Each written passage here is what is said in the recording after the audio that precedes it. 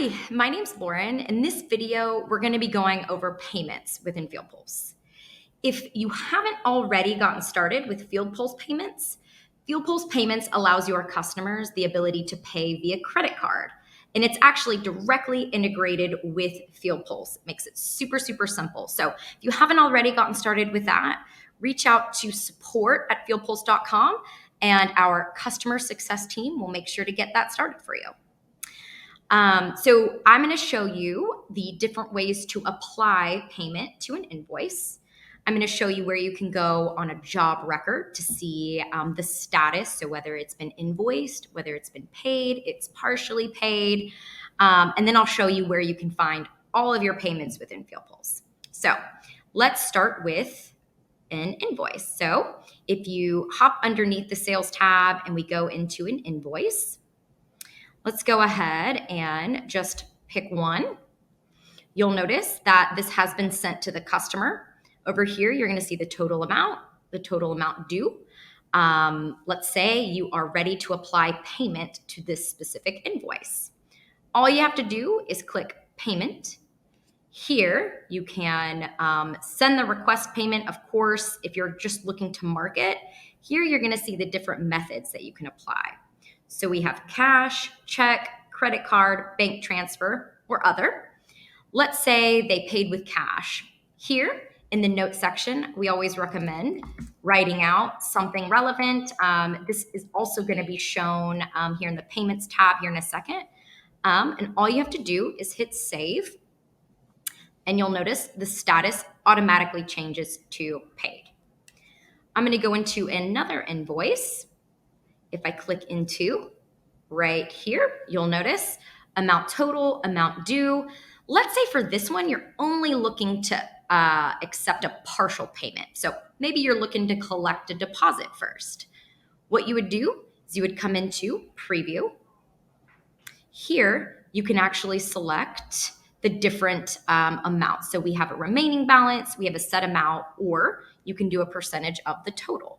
So let's go ahead and do a percentage of the total here. And maybe you're only looking to collect 10%. You'll notice over here, the amount due, $470.92, is going to automatically reflect here.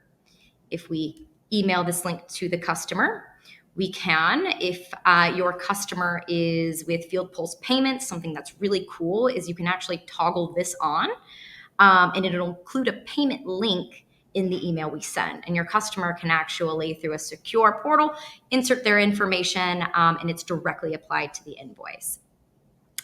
We always recommend simultaneously sending it via SMS as well. So all you got to do is send that off. And then from here, your customer will get the email. They can apply the payment. So if we go back to this invoice, same situation, you'll go into the payment here. You can mark the payment. So if it was a check and they were only doing 10%, so the 470, 97, I can't remember the exact amount. From here, you can do first, or you can just do deposit. Save that. And then when you're ready to accept the next payment, again, same workflow, you would just hit preview. You can come over here and instead of the percentage of total, you could do a set amount and you could include the amount for this payment and so forth. Maybe it's the remaining balance. Again, you'll notice that this automatically reflects the remaining balance that's due. You will email that over, send that off.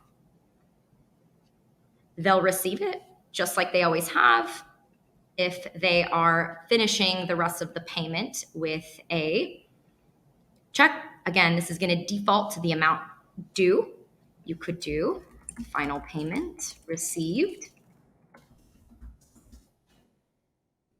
You could hit save, and it automatically defaults to paid. So you do have the option to do partial payments, deposits. The note section is great to keep you organized on that. Now, if we want to take a look at all of the payments that you have in FieldPulse associated with invoices that you've sent, if we go back to the invoices here, you'll notice the payment tab at the very top. If you click in here, here's where you can find the invoice number, customer name, the method, the amount. You can see the notes, hence why I mentioned the importance of notes. Again, just a really good way to stay organized. The payment date. If you're synced to QuickBooks, it'll show yes. Again, you can also record a payment here as well. You can search for the invoice, apply it that way if that makes more sense for you guys. If you ever need to edit anything, you can come in here. And you can also relate it to another invoice. So we have a ton of different options. If you wanted to even filter, if you wanted to see just bank transfer, you can filter that way. You can search for a specific customer this way. The filters are great if you're looking to categorize the payments as well. So the last thing I'm going to show you is on the actual work or jobs that you're doing. So if you go to schedule and you go to jobs, here I have open defaulted, but you'll notice under the customer, you'll see we have those status stamps. So if an invoice has been paid, you'll notice that it is automatically applied the paid stamp. Here you can see what's been invoiced and no payment's been applied. You'll even see partial payments, estimates. So we have a stamp for everything. I always think it's a really good practice to, at the end of the day, to look at all the jobs, making sure everything has been completed, or if something needs to be moved from the schedule. But this is just a good way that nothing like that slips through the cracks. If you have any questions, concerns, comments, of course, as always, the customer success team here at FieldPulse is here to support you. We can be reached by the chat in the bottom right corner, or you can contact us at support@fieldpulse.com. Thanks so much.